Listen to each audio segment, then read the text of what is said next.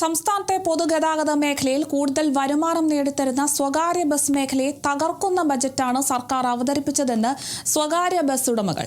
ഇന്ധന വില വർധനവ്, പ്രിയദർശിനി, വനിതാ സൗജന്യ യാത്ര എന്നിവ കൊണ്ട് നഷ്ടത്തിൽ കഴിയുന്ന മേഖലയെ ബജറ്റ് പാടെ അവഗണിച്ചെന്ന് private bus operators association Pathanamthitta ജില്ലാ കമ്മിറ്റി ആരോപിച്ചു. പുതിയതായി അധികാരത്തിലെത്തിയ UDF സർക്കാർ വിവിധ തരത്തിലുള്ള ബഡ്ജറ്റുകളാണ് ഇപ്പോൾ അവതരിപ്പിച്ചിട്ടുള്ളത്. അത് ഏറ്റവും കൂടുതൽ സാധാരണ ജനങ്ങളെ ബാധിക്കുന്നത് ഗതാഗതത്തിനാണ്. ഇപ്പോൾ കഴിഞ്ഞ ദിവസം KSRTCയിൽ പ്രിയദർശിനി എന്ന പേരിലൊരു സൗജന്യ വനിതകൾക്കുള്ള യാത്ര അനുവദിച്ചതും മുതൽ തന്നെ സംസ്ഥാനത്തെ പ്രൈവറ്റ് ബസിന്റെ ഉടമകളൊക്കെ തന്നെ വിവിധ തരത്തിലുള്ള അവർ പ്രതിസന്ധിയിലാണ്. ഇപ്പോൾ പുതിയ ബഡ്ജറ്റിൽ അവരെങ്ങനെയാണ് സംസ്ഥാന സർക്കാർ അവരെ കൂടെ ഉൾപ്പെടുത്തിയിട്ടുണ്ട്. പക്ഷെങ്കിൽ പത്തനംതിട്ട ജില്ലയിലെ ബസ് ഓപ്പറേറ്റേഴ്സ് അസോസിയേഷന്റെ ഭാരവാഹികളെല്ലാം നമ്മളോടുണ്ട്. അതിന്റെ പ്രശ്നം കൂടി ലാലു നമ്മളോടൊപ്പം ചെയ്തിരുന്നു. സംതൃപ്തിയാണോ ഈ ബഡ്ജറ്റ്? ഒരിക്കലും അല്ല. ഞങ്ങള് നല്ല പ്രതീക്ഷയായിരുന്നു ഈ ഒരു ബഡ്ജറ്റിനെ കുറിച്ച് ഞങ്ങൾക്ക് ഉണ്ടായിരുന്നത്.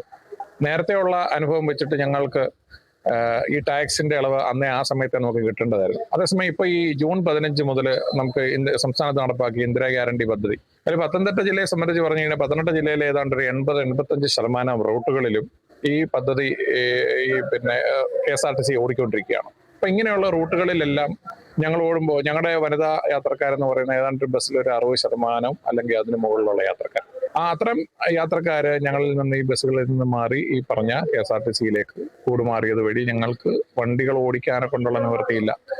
ബസ്സിന് ഡീസൽ അടിക്കാനെ കൊണ്ടോ ജീവനക്കാർക്ക് ശമ്പളം കൊടുക്കാനോ പറ്റാത്ത ഒരുപാട് ബസ്സുകൾ ഇപ്പൊ ഈ കഴിഞ്ഞ ഒരു 4 ദിവസം മാത്രമേ ആയുള്ളൂ ഈ പദ്ധതി തുടങ്ങിയിട്ട്. അതിനിടയ്ക്ക് ഈ പശ്ചിമേഷ്യയിലെ യുദ്ധം പ്രമാണിച്ച് ഇന്ധനത്തിനൊക്കെ ക്രമാതീതമായിട്ടുള്ള വർധനവും കൂടെ ഉണ്ടല്ലോ. തീർച്ചയായിട്ടും ഒരു ദിവസം ഒരു 60 ലിറ്റർ ഡീസൽ അടിക്കുന്ന വാഹനത്തിന് ഒരു 480 രൂപയുടെ പ്രകടമായ വില വർധനവ് അവിടെ ഉണ്ടായിട്ടുണ്ട്. അതോടൊപ്പം തന്നെ ടയർ, ഓയില്, സ്പെയർ പാർട്സ് ഇങ്ങനെയുള്ള കാര്യങ്ങളിലെല്ലാം തന്നെ അത് സംബന്ധിച്ചിട്ടുള്ള വില വർധനവ് നിലനിന്നിട്ടുണ്ട്.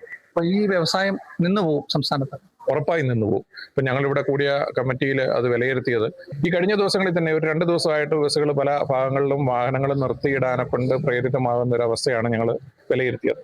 അപ്പോൾ അത് സംസ്ഥാന ബഡ്ജറ്റിന് വേണ്ടി ആ ഒരു പ്രഖ്യാപനത്തിന് വേണ്ടി പല ആൾക്കാരും ഇങ്ങനെ നോക്കിയിരിക്കുകയായിരുന്നു. പക്ഷേ ഇന്നത്തെ ആ ഒരു പ്രഖ്യാപനം എന്ന് പറയുന്നത് വളരെ നിരാശാജനകമാണ്. ഞങ്ങൾക്ക് ഇത് എല്ലാ ചെലവുകളും ഞങ്ങൾ തന്നെ എടുക്കാം. ഡ്രൈവറെ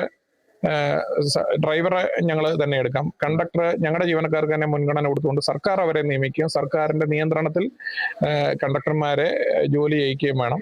കളക്ഷൻ മുഴുവനായിട്ട് ഗവൺമെന്റ് എടുത്തുകൊണ്ട് ഞങ്ങൾക്ക് ഒരു കിലോമീറ്ററിന് 55 രൂപ നിരക്കിൽ ഞങ്ങൾക്ക് അതിനുള്ള വാഹനം ഓടിക്കുന്നതിനുള്ള വാടക മാത്രം നൽകി ഒറ്റ മാനേജ്മെന്റിന്റെ കീഴിൽ ഈ പ്രസ്ഥാനം കൊണ്ടുവരണം എന്നുള്ളതാണ് ഒരാവശ്യം. അങ്ങനെ ഈ ആശാവഹമായ ഇവരുടെ ഈ ബസ് ഓണേഴ്സ് ഓപ്പറേഷന്റെ ആശാവഹമായിട്ടുള്ള എല്ലാത്തിനും അടിയന്തര പരിഹാരം ബന്ധപ്പെട്ട സർക്കാരും വകുപ്പും ചെയ്യണമെന്നാണ് ഇവരുടെ ആവശ്യം. കേരള വിഷൻ ന്യൂസിന് വേണ്ടി ക്യാമറമാൻ പ്രദീപ് അങ്ങാടിക്കലൊപ്പം പ്രസാദം ജെ, പത്തനംതിട്ട.